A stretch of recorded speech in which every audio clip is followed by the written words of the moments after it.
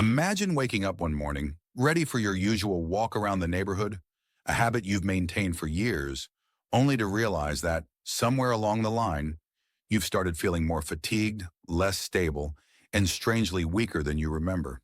You might ask yourself, but I walk every day. Shouldn't I be feeling stronger and healthier? Here's a surprising truth. While walking is undeniably beneficial, especially as we age, depending on it exclusively can actually backfire past a certain point in life. Doctors and fitness specialists around the world have begun sounding the alarm. Past 70, if walking is the only exercise in your routine, you might be accelerating the very aging processes you're trying to prevent.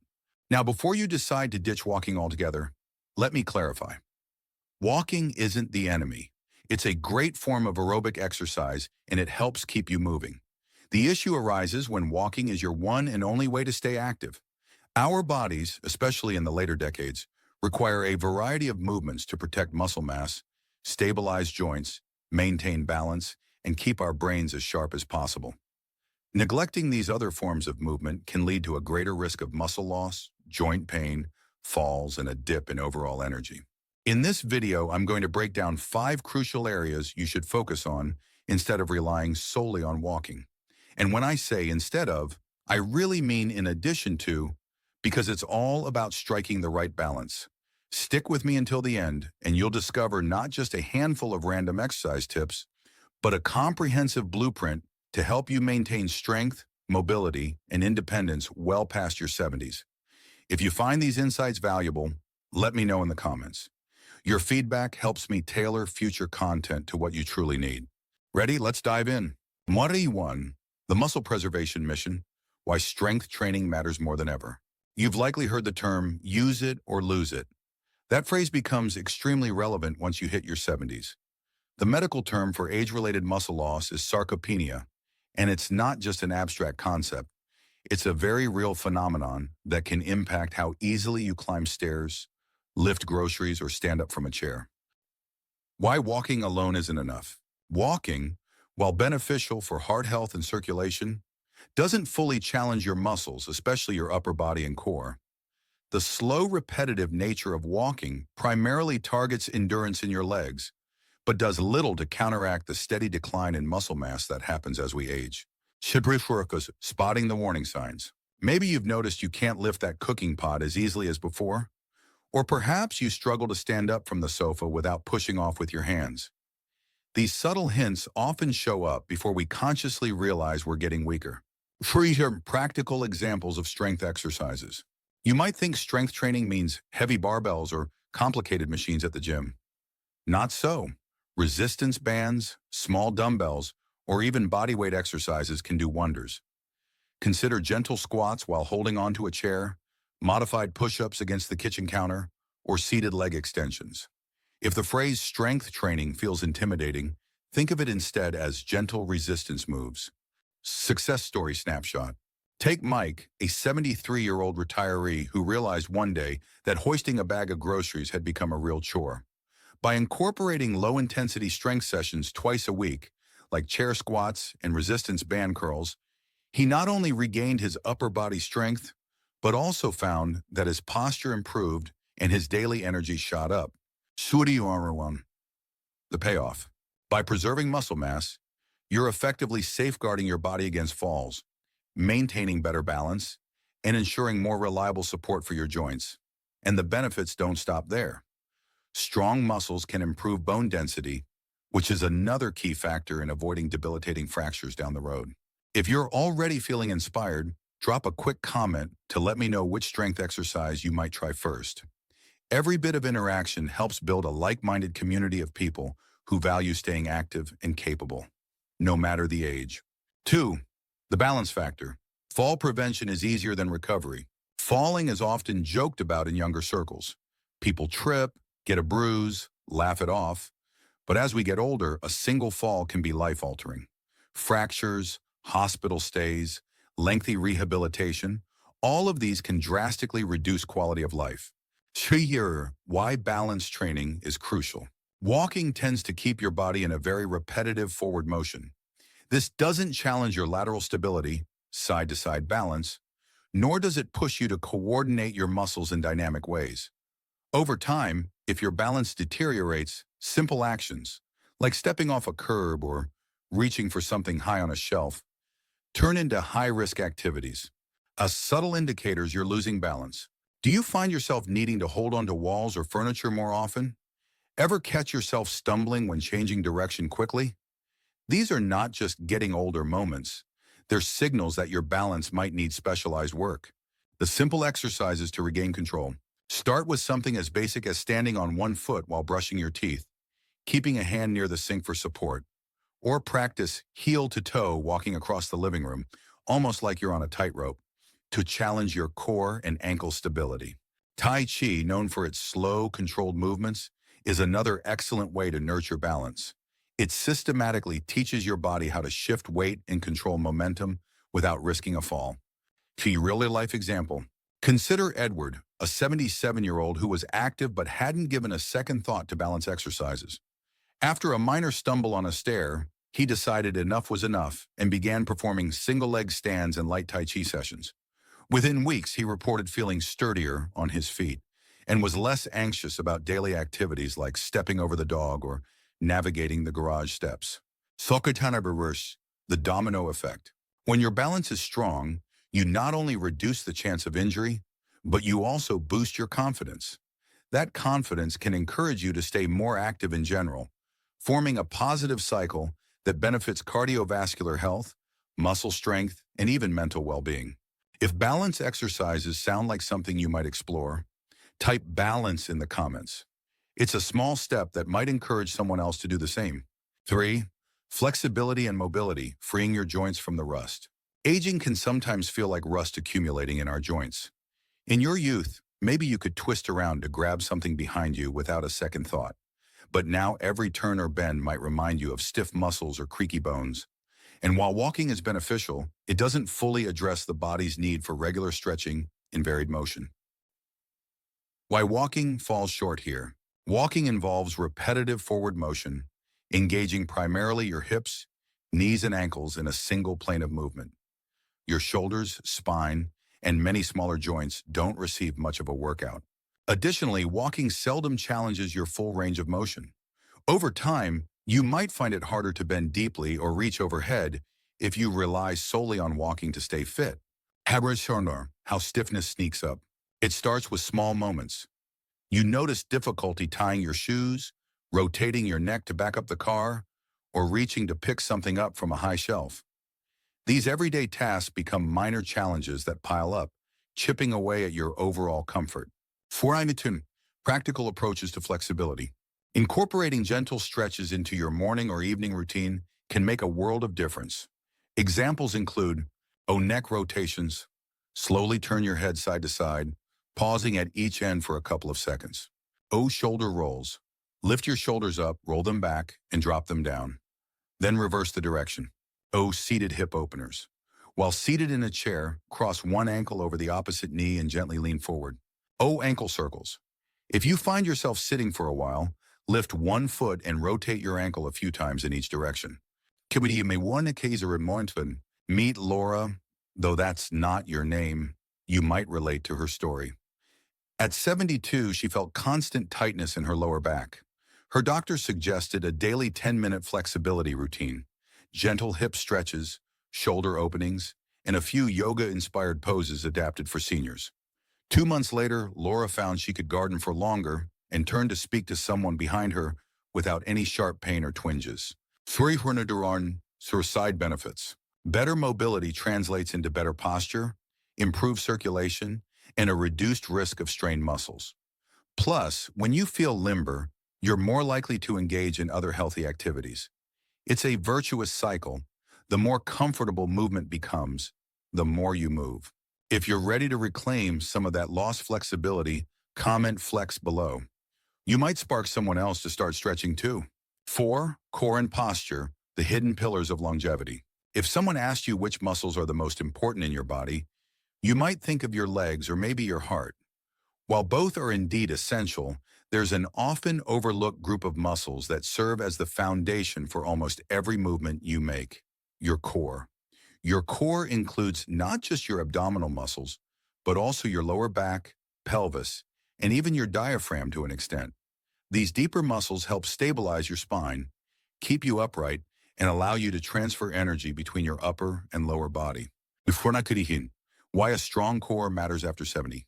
As we age, a weak core can lead to a downward spiral of poor posture, chronic lower back pain, and an increased risk of stumbling.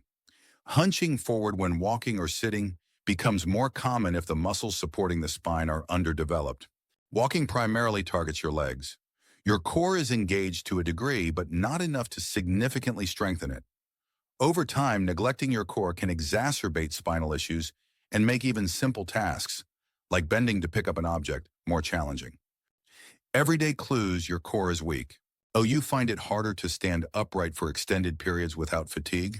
Oh, lower back aches appear when you stand too long in the kitchen or while waiting in line. Oh, you have difficulty maintaining good posture when typing at the computer. Shinon Easy Core Activations. 1. Chair posture. Drill, sit tall with feet on the ground. Pull your belly button in gently toward your spine, keeping your shoulders back and down. Hold for a few seconds, then release. Repeat several times. 2. Wall alignment. Stand with your back against a wall. Your heels, shoulders, and head should touch the wall. Notice any gaps in your lower back. Aim to gently flatten that gap if possible, engaging the abs. 3. Pelvic tilts. Lie on your back with knees bent, feet on the floor. Gently rock your pelvis upward to flatten your lower back into the ground, then rock it down to arch slightly. This movement strengthens the muscles around your lumbar region. Transformation Tales. Harold, 76, spent years dismissing the slight forward hunch he'd developed as just part of getting older. But when he began experiencing regular back spasms, he knew he needed a change. Simple modifications, like a daily wall alignment drill and a short yoga routine adapted for seniors, enabled Harold to walk more upright, alleviated his back discomfort, and even improved his breathing. Why posture affects more than just appearance. Good posture helps your lungs expand more fully, which boosts oxygen intake. It also reduces stress on the joints and ligaments in your back, contributing to a lower likelihood of chronic pain. Plus, standing tall can give you a psychological lift, feeling more confident and positive about your day. Have you tried any of these posture or core exercises? If yes, comment core power to share your experience with the community. If not, what's stopping you? 5. Joint protection and low impact options. When walking becomes a strain, as beneficial as walking can be, it does impose a consistent, repetitive strain on particular joints, especially hips, knees, and ankles. If your cartilage is thinning or you have existing joint issues, an over-reliance on walking might contribute to aches, stiffness, or even swelling. Spuitonitis, understanding the wear and tear. Every time your foot strikes the ground, joints absorb a degree of impact. Younger bodies often recover quickly, but in our 70s and beyond, cartilage doesn't regenerate like it used to, and joint fluid levels decrease naturally. It doesn't mean walking is bad, it means moderation and variety are key. The signs it's time to cut back on steps. Oh, persistent knee or hip pain that flares up during or right after walks. Oh, feeling unusually fatigued or sore even after a short walk. Oh, swelling or stiffness that lasts more than a day post-walk. Durashina, low-impact alternatives. 1. Swimming or aqua aerobics. The buoyancy of water significantly reduces stress on your joints while offering natural resistance. 2. Cycling or stationary bike. Great for boosting cardiovascular health with minimal impact on ankles and knees. 3. Elliptical trainer. Mimics the motion of walking or running, but with far less jarring impact on your joints. 4. Seated exercises. Chair-based workouts can still target muscles effectively while bypassing stressful impact on knees and hips. 4. From pain to gain. Consider Raymond, 78, who walked 3 miles every morning until knee pain forced him to reconsider. His doctor suggested reducing his walking routine to half the distance and incorporating swimming twice a week. Within a month, Raymond noticed reduced joint pain, increased upper body strength from swimming, and a renewed sense of energy. Preserving your independence. Protecting your joints now ensures they remain functional for everyday tasks like climbing stairs, shopping for groceries, or even engaging in fun activities with grandchildren. Reducing the intensity or frequency of walking isn't a defeat. It's a strategic decision that can lead to better overall mobility in the long run. If your joints have been talking back to you lately, drop a comment that says joint care. Sharing might help someone else realize it's okay to ease off on walking and embrace alternative exercises. While the 5 points above form the backbone of a well-rounded exercise routine past 70, here are a few more insights to keep you feeling your best. 1. Listen to your body's signals. If you experience consistent pain or discomfort in a certain movement, don't push through blindly. Sometimes what you need is rest or a switch to a gentler activity until you're fully healed. 2. Hydration is non-negotiable. Muscles and joints function optimally when you're hydrated. Dehydration can make muscle cramps more likely and joint stiffness worse, especially in older adults. 3. Variety is the spice of life and health. Even among the 5 focuses we discussed, consider rotating your exercises. Strength train 2 or 3 times a week, add in balance drills daily, and choose a flexibility routine that you can do before bed or first thing in the morning. 4. Check your footwear. Worn-out shoes or improper support can compromise your alignment, aggravate joint pain, and contribute to falls. Invest in shoes specifically designed for stability and comfort. Shirpkari Yuri, Dushiramive, mind-body connection. Activities like gentle yoga, Pilates, or Tai Chi blend physical movement with mental focus, which can be incredibly beneficial for cognitive health, balance, and stress reduction. 6. Consider professional guidance. A physical therapist or a certified trainer who specializes in senior fitness can tailor workouts to your individual needs. This personalized approach can accelerate progress and prevent injury. Starting a new fitness routine is one thing. Sticking with it is another. Here's how to keep the momentum going. Frikisek small achievable goals. Instead of setting a grand goal like, I'll work out 2 hours every day, aim for something more realistic. I'll do 15 minutes of strength training on Monday, Wednesday, and Friday. Slowly build from there. Shishapit-teen. Track your progress. Whether in a journal or a simple app, noting down what exercises you did and how you felt can be incredibly motivating. Seeing progress, even small steps, keeps you engaged. Suri buddy system. Working out with a friend or family member provides accountability. Even if it's a virtual buddy you text before and after exercise, it helps to share achievements and challenges. Reward yourself. Rewards need not be extravagant. Allow yourself an extra chapter of your favorite book or a relaxing cup of tea after completing a workout session. Positive reinforcement encourages repetition. Fully no one. Shuri, remember your why. Are you exercising to keep up with grandchildren, maintain independence, or simply enjoy life more fully? Keeping the deeper motivation in mind sustains your drive, even on days you don't feel like moving. I've never done strength training. Isn't it dangerous? It's safer than you think, provided you start light. Use a chair for stability, try exercises that match your current fitness level, and don't hesitate to consult a professional. Kantaram. I'm too busy. Incorporate exercises into daily routines. Do a balance drill while the kettle is boiling, perform seated stretches during TV commercials, or do a quick set of chair squats before dinner. I'm afraid of looking silly doing Tai Chi or yoga. Many seniors have this concern initially. But remember, everyone starts somewhere. In fact, people are often so focused on their own routines, they rarely pay attention to others. Most likely, they'll respect you for prioritizing your health. Naha, it's hard to stay motivated when I'm tired. Fatigue can be a sign you need rest, or it can be the body's reaction to inactivity. Gently pushing through mild tiredness with short, manageable workouts can paradoxically increase energy levels over time. You've made it this far, which tells me you're serious about taking control of your health after 70. The 5 pillars we discussed, strength training, balance work, flexibility routines, core, posture exercises, and low-impact activities, aren't fads or trends. They're fundamental components of a well-rounded approach to living life to the fullest in your golden years. Königshernerm, Tweeler, in a nutshell. 1. Strength training. Protect muscle mass to stay strong, stable, and injury-free. 2. Balance exercises. Prevent falls before they happen. It's easier than recovering from one. 3. Flexibility and mobility. Keep joints happy and movements fluid, avoiding unnecessary stiffness. 4. Core and posture. Support your spine, reduce back pain, and move with more confidence. 5. Joint-friendly activities. Embrace low-impact workouts to maintain endurance without overtaxing your joints. Step. What's one thing from today's video you'll start doing this week? Drop that in the comments. Maybe it's trying a 5-minute chair workout. Maybe it's replacing one day of walking with a swim session. Whatever it is, sharing your commitment helps you stick to it and might inspire someone else to begin their own journey. Remember this. You're never too old to make improvements.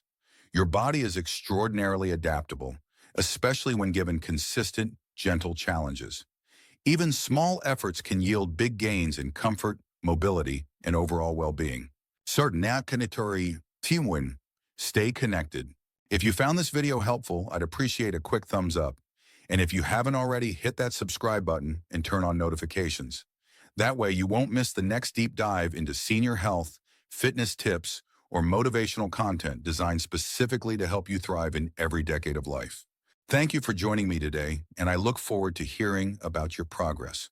Remember, age might change our bodies, but it doesn't have to limit our possibilities. Until next time, stay active, stay motivated, and keep showing the world that life after 70 can be more dynamic and fulfilling than ever before.